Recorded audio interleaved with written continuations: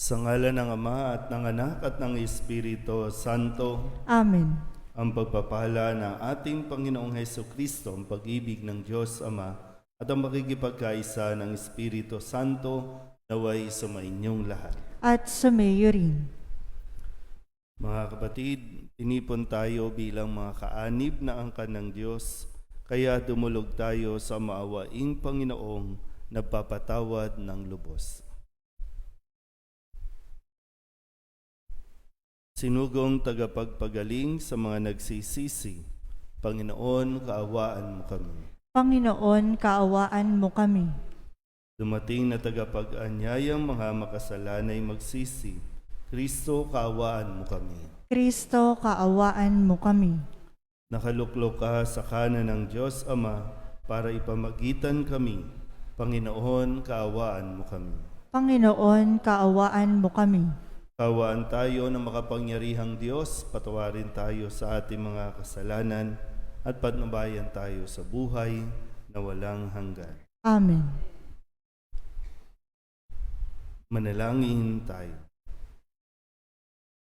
Ama naming makapangyarihan, ang sinimulan naming kusang pagpapakasakit ay subaybayan mo ng iyong pagmamalasakit upang ang pinagtitiisan ng aming katawan ay maisaloob namin at maganap ng may katapatan sa pamamagitan ni Hesukristo kasama ng Espiritu Santo magpasawalang hanggan. Amen. Umupo ang lahat.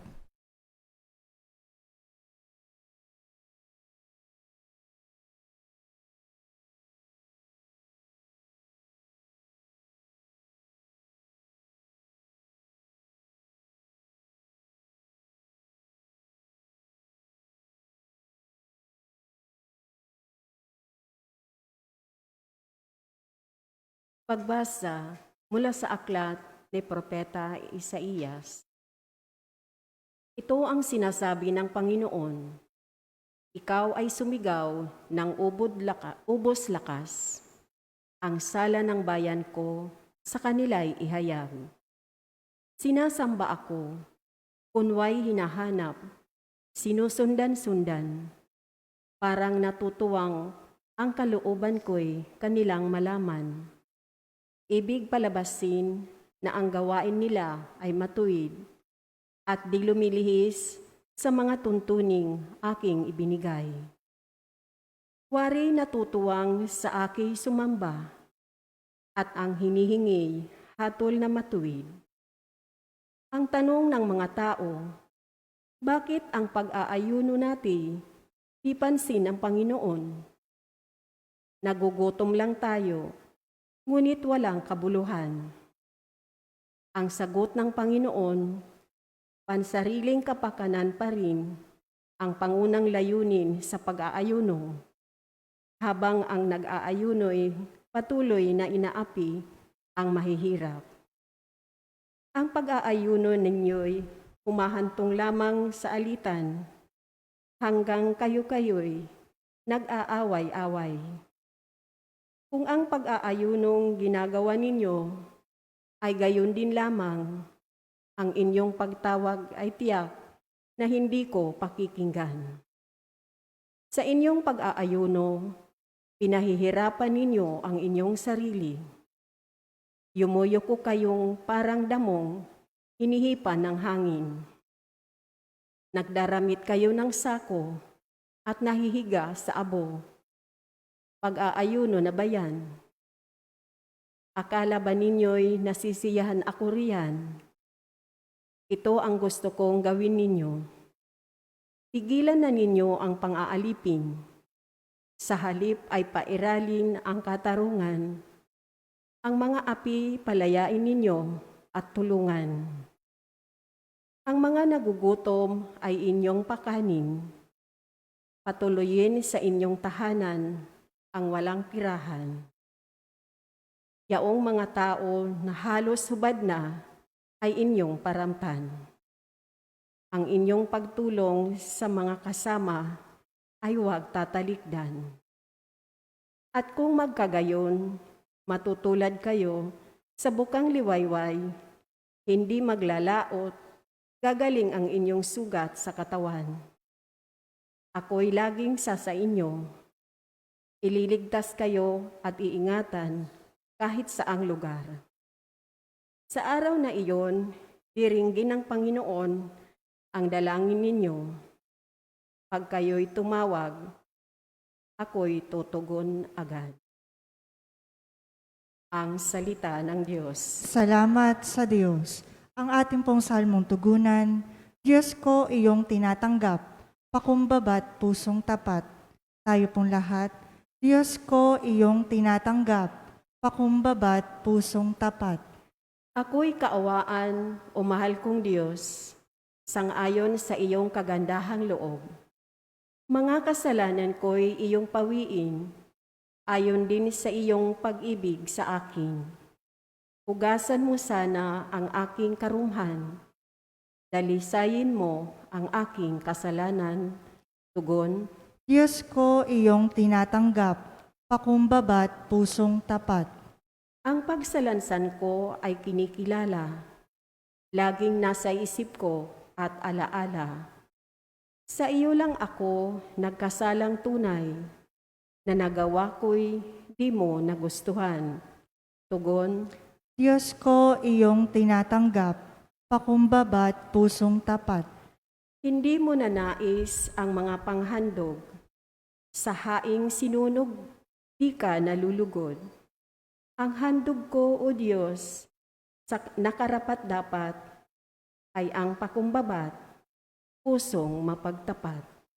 Tugon, Diyos ko, iyong tinatanggap, pakumbaba't pusong tapat. Tumayo ang lahat.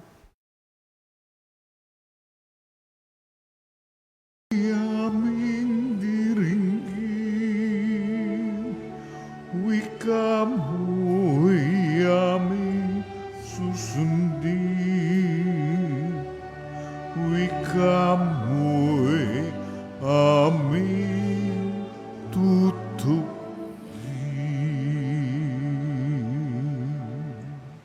Sumainyo ang Panginoon. At sumayo rin. Ang mabuting balita ng Panginoon ayon kay San Mateo. Papuri sa iyo, Panginoon. Noong panahong iyon, lumapit kay Jesus ang mga alagad ni Juan Bautista at ang wika, "Malimit kaming mag-ayuno, gayon din ang mga Pariseyo. Bakit po hindi nag-aayuno ang inyong mga alagad?" Sumagot siya, "Maaari bang magdalamhati ang mga panauhin sa kasalan habang kasama nila ang lalaking ikinasal? Kapag wala na siya, saka pa lamang sila mag-aayuno." Ang mabuting balita ng Panginoon. Pinupuri ka namin, Panginoong Hesukristo. Isang magandang umaga po sa inyong lahat. Ngayon po ay Biyernes, kasunod ng pagdiriwang natin ng Miyerkules ng Abo. At simula pa nung Miyerkules, lagi po nating naririnig ang salitang pag-aayuno. Sabihin nyo nga po, pag-aayuno. At sa pag-aayuno, ang kaakibat nito ay ang tinatawag nating fasting. Yun yung pag-aayuno. Pag-aayuno sa pagbabawas o hindi pagkain sa isang araw o kaya naman sa mas mahaba pang araw. Kadalasan ay ginagawa ng isang Hudyo o ng isang taong nagnanais lumapit sa Diyos, humiling o kaya naman humingi ng tawad sa Diyos. Sabihin nyo nga ulit, pag-aayuno. So, pangatlong araw na po natin ng 40 araw na paghahanda. So, ang pag-aayuno na ginagawa dito, kasi nga, ina-anticipate nila ang pagdating ni Kristo. Pero nandyan na si Kristo, hindi lang nila nakilala o hindi lang kinilala. Sa pangatlong araw natin, ano na po ba? May napag-isipan na ba kung paano mag-aayuno? Wala. Walang naisip. Kasi, di ba sabi nga, may paglalakbay tayong gagawin, 40 days. O ngayon, pinapaalalahanan tayo ulit. Simula bago pa nag-Ash Wednesday, inuulit-ulit ko din, sa tingin niyo po, alin ang kaya nating o dapat nating gawin bilang bahagi ng pag-aayuno? Di parang ordinaryong araw lang itong mga Kwaresma na ating papasukin. Ito ay paanyaya. No, kailangan mo din naman itong kusang gawin. Merong mga binibigay ang simbahan bilang gabay natin, pero nasa iyo pa rin ang desisyon kung ano at paano mo ito isasabuhay ang pag-aayuno. Dahil ito isang uri din ng pagdidisiplina ng sarili. Yung bang kadalasan, ang pag-aayuno, hindi kumakain ang isang tao. At kapag nagugutom na, kailangan niyang pagtiisan ito. Para doon sa pag-aalayan mo ng sakripisyo. Dahil sakripisyo ang tawag din dito. Pero ano na nga ba yung ating napagnilayan na maaari nating gawin bilang sakripisyo o pag-aayuno?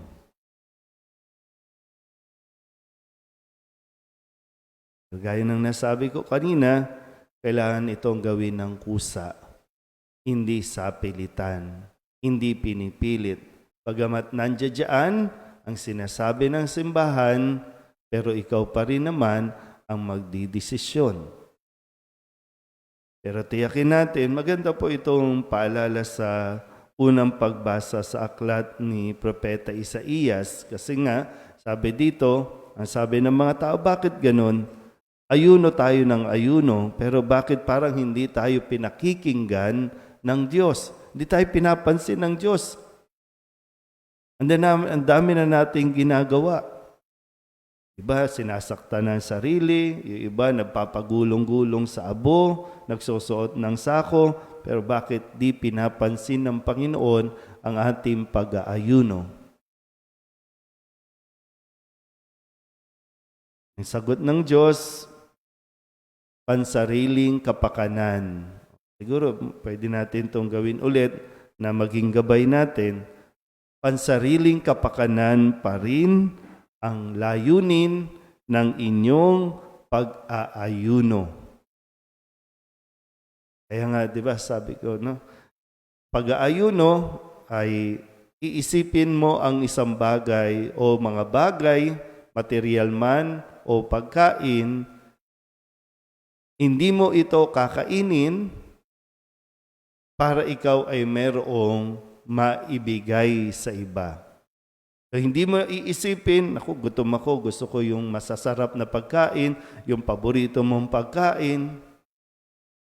Sarili yung iniisip.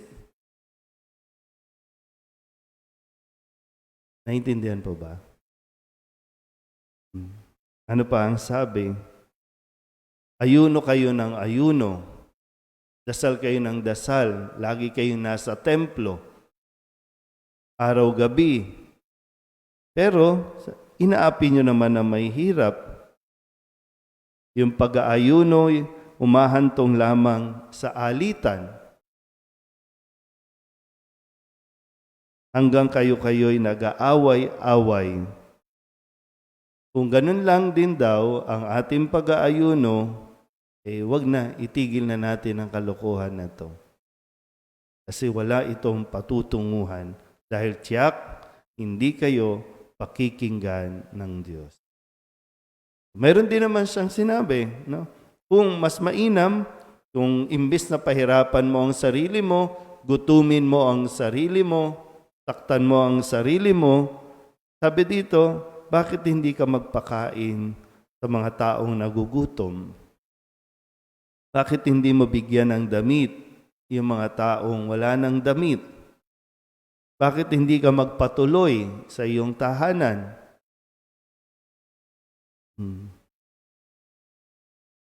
So, alam niyo na kung paanong pag-aayuno ang dapat nating gawin.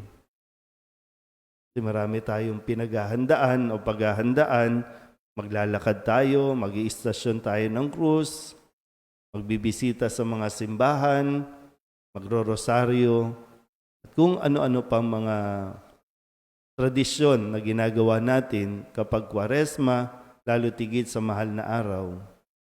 Pero ito ang mas nais ng Diyos na mapaghandaan natin, ang ating kapwa. Paano tayo makakapagbigay? Paano tayo makakatulong bilang sakripisyo na ating gagawin? Yun ang pag-aayuno na kung saan tayo po ay inaanyayahan. Amen?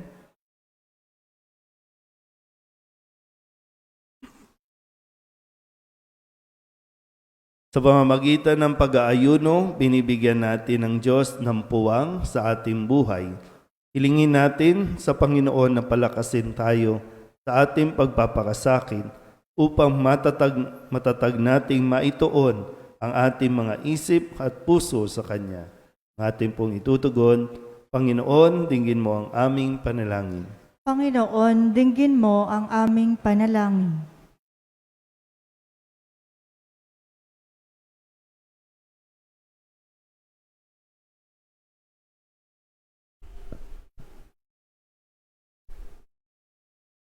Bilang mga alagad ni Kristo, tayo naway makasunod sa mga utos ng ating Ama sa langit. Manalangin tayo sa Panginoon. Panginoon, dinggin mo ang aming panalangin. Ang bayan ng Diyos naway magtiyaga sa kanilang mga pagsasakripisyo ngayong Kwaresma. Manalangin tayo sa Panginoon. Panginoon, dinggin mo ang aming panalangin. Ang ating mga pagtitimpi at pagpipigil sa sarili, alang-alang sa Panginoon, naway matumbasan ng kaligayahan sa piling niya. Manalangin tayo sa Panginoon.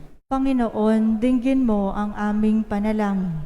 Ang mga may sakit, nasa bingit ng kamatayan at namimighati sa buhay, naway mapuspos ng biyaya ng Diyos. Manalangin tayo sa Panginoon. Panginoon, dinggin mo ang aming panalangin. Ang namayapa nating mga kamag-anak at mga kaibigan, naway malayang makabahagi sa buhay ng Diyos. Manalangin tayo sa Panginoon. Panginoon, dinggin mo ang aming panalangin.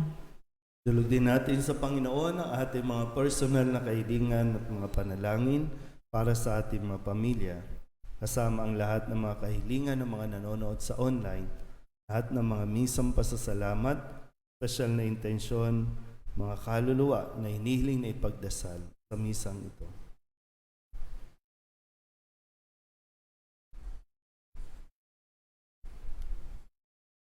Ang lahat ng ito hinihiling namin sa ngalan ni Kristo, aming Panginoon. Amen.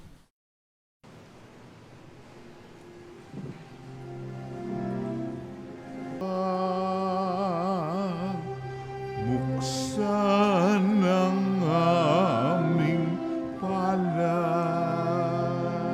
sarili maialay. Tulungan mong ihanap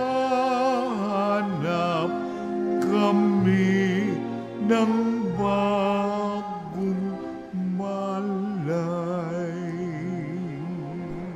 Manalangin kayo mga kapatid upang paghahain natin ay kalugdan ng Diyos sa mga makapangyarihan. Tanggapin nawa ng Panginoon itong paghahain sa iyong mga kamay, sa kapurihan niya at karangalan sa ating kapakinabangan at sa buong sambayanan niyang banal. Ama naming lumikha, iniaalay namin ang aming ginaganap sa 40 araw na paghahanda bilang aming hain na nagpapagindapat na iyong kalugdan ang aming kalooban at nagdudulot ng kakayanan sa pagtitimpi namin sa pamamagitan ni Jesucristo kasama ng Espiritu Santo magpasawalang hanggan. Amen. Sumainyo ang Panginoon. At sumayo rin. Itaas sa Diyos ang inyong puso at diwa. Itinaas na namin sa Panginoon. Pasalamatan natin ang Panginoong ating Diyos. Marapat na siya ay pasalamatan. Ama naming makapangyarihan, tunay nga marapat na ikaw ay aming pasalamatan sa pamamagitan ni Jesucristo na aming Panginoon. Sa pagbabakasakali mong kami bubuti, isinugo mo sa Jesucristo upang pangunahan kami. Bilang pagsunod sa iyong atas na bigay, ipinahayag ng iyong anak ang iyong kalooban na ang mga apit dukha ay kanyang damayan.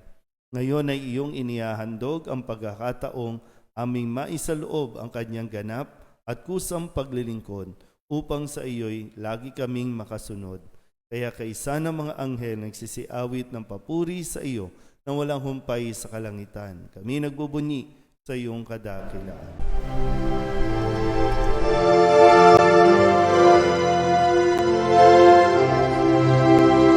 Santo, Santo, Santo, Panginoong Diyos makapangyarihan, napupuno ang langit at lupa ng kalwalhatian mo. Hosana sa kaitaasan, pinagpalang na paririto sa ngalan ng Panginoon. Hosana sa kaitaasan.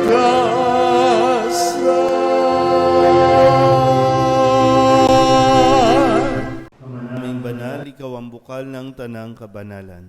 Kaya't sa pamamagitan ng iyong Espiritu, gawin mong banal ang kaloob na ito upang para sa aming maging katawan at dugo ng aming Panginoong Hesukristo. Bago niya pinagtiis ang kusang loob na maging handog, inawakan niya ang tinapay, inasalamatan kaniya, pinaghati-hati ni iyon, iniabot sa kanyang mga alagad at sinabi, "Tanggapin ninyong lahat ito at kanin, ito ang aking katawan na ihahandog para sa inyo."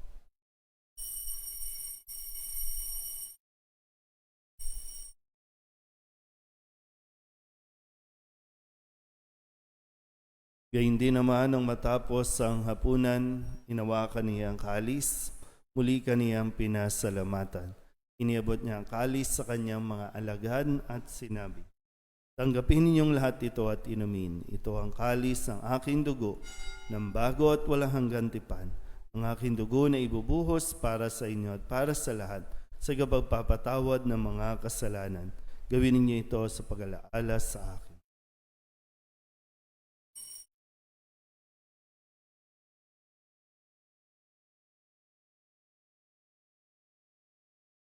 Ipagbunyi natin ang misteryo ng pananampalataya. Si Kristo'y namatay, si Kristo'y nabuhay, si Kristo'y babalik sa wakas ng panahon. Ama, ginagawa namin ngayon ang pag-alaala sa pagkamatay at muling pagkabuhay ng iyong anak, kaya tiniaalay namin sa iyo ang tinapay na nagbibigay buhay at ang kalis na nagkakaloob ng kaligtasan. May napapasalamat dahil kami iyong minarapat na tumayo sa harap mo para maglingkod sa iyo. Sinasamo namin kami magsasalo-salo sa katawan at dugo ni Kristo ay mabuklod sa pagkakaisa sa pamamagitan ng Espiritu Santo. Mahalingapin mo ang iyong simbahang laganap sa buong daigdig. Spusin mo kami sa pag-ibig kay San Francisco na aming Papa at ni Jose na aming Obispo at ng Tanang Kaparian. Alalahanin mo rin ang mga kapatid namin na himlay na may pag-asang sila'y muling mabubuhay, gayon din ang lahat ng mga pumanaw. Kawaan mo sila at patuloyin sa iyong kaliwanagan. Kawaan mo at pagindapating kaming lahat na makasalo sa iyong buhay na walang wakas. Kaysa na mahal na Birhen Maria na Ina ng Diyos, ng kabiyak ng puso niyang San Jose. Kaysa na mga apostol at ng lahat ng mga banal, na namuhay dito sa daigdig na kalugod-lugod sa iyo. May pagdiwang nawa namin ang pagpupuri sa ikararangal mo sa pamamagitan ng iyong anak, aming Panginoong Hesukristo. Sa pamamagitan ni Kristo, kasama niya at sa Kanya, ang lahat ng parangal at papuri ay sa iyo, Diyos amang makapangyarihan, kasama ng Espiritu Santo, magpasawalang hanggan. Amen. Amen.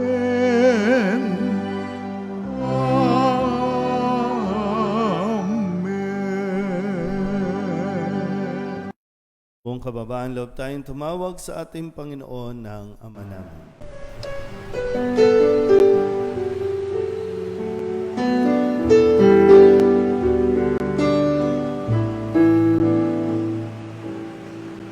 Ama namin, sumasalang ka, sambahin ang ngalan mo, mapasamin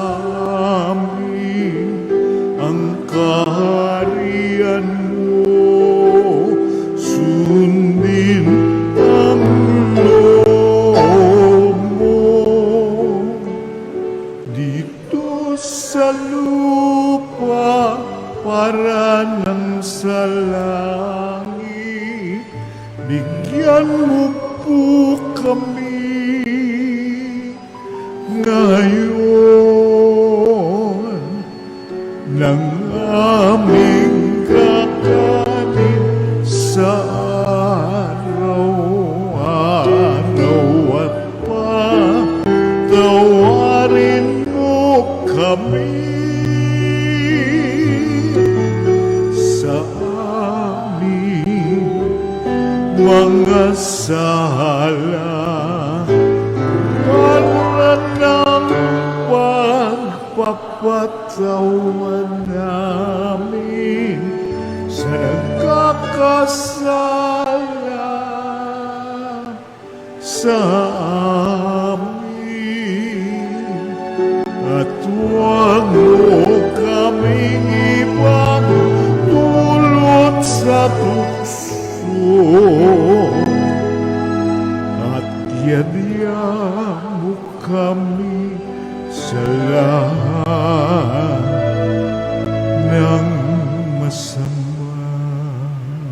Inihiling namin kami iadya sa lahat ng masama, pagkalooban ng kapayapaan araw-araw, iligtas sa kasalanan at ilayo sa lahat ng kapahamakan, samantalang aming pinananabikan ang dakilang araw ng pagpapahayag ng tagapagligtas naming si Hesus Kristo. Sapagkat iyo ang kaharian at ang kapangyarihan at ang kapurihan magpakailanman. Amen. Panginoong Hesus Kristo, sinabi mo sa iyong mga apostol, kapayapaan ang iniiwan ko sa inyo, ang aking kapayapaan ang binibigay ko sa inyo. Tunghayan mo ang aming pananampalataya at huwag ang aming mga pagkakasala. Pagkalooban mo kami ng kapayapaan at pagkakaisa ayon sa iyong kalooban, sama ng Espiritu Santo, magpasawalang hanggan. Amen. Ang kapayapaan ng Panginoon ay laging sumainyo. At sumayo rin. Magbigayan po tayo ng kapayapaan sa isa't isa.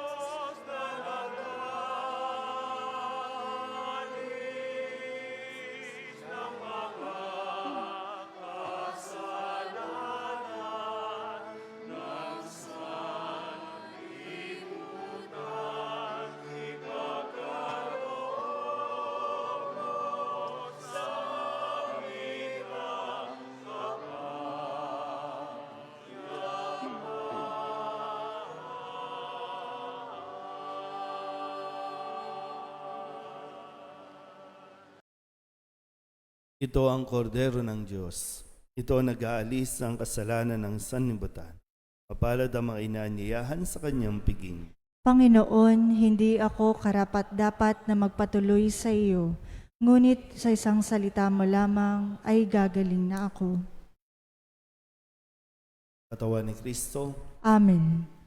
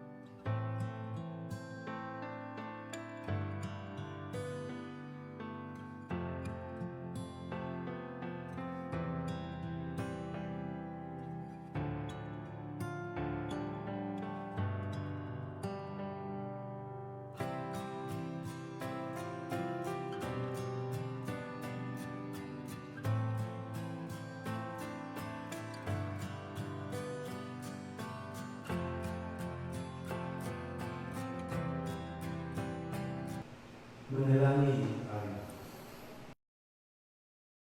Ama naming mapagmahal, ang pakikinabang namin sa pagdiriwang na ito ay magdulot nawa ng kapatawaran sa aming kasalanan upang kami maging marapan sa iyong mapagpagaling na kabutihan sa pamamagitan ni Jesucristo kasama ng Espiritu Santo magpasawalang hanggan.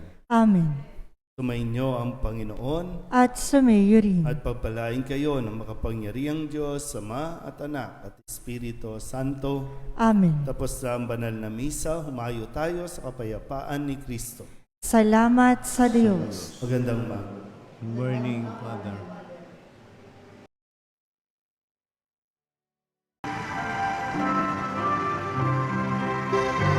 Nuestro Padre Jesus Nazareno, sinasamba ka namin, pinipintungo ka namin, aral mo ang aming buhay at kaligtasan. Nuestro Padre Jesus Nazareno, iligtas mo kami sa kasalanan. Ang krus mong kinamatayan ay sagisag ng aming kaligtasan. Nuestro Padre Jesus Nazareno, dinarangal ka na amin. Nuestro Padre Jesus Nazareno, nilulwalhati ka namin. Nuestro Padre Jesus Nazareno, dinarangal ka na amin. Nuestro Padre Jesus Nazareno, nilulwalhati ka namin.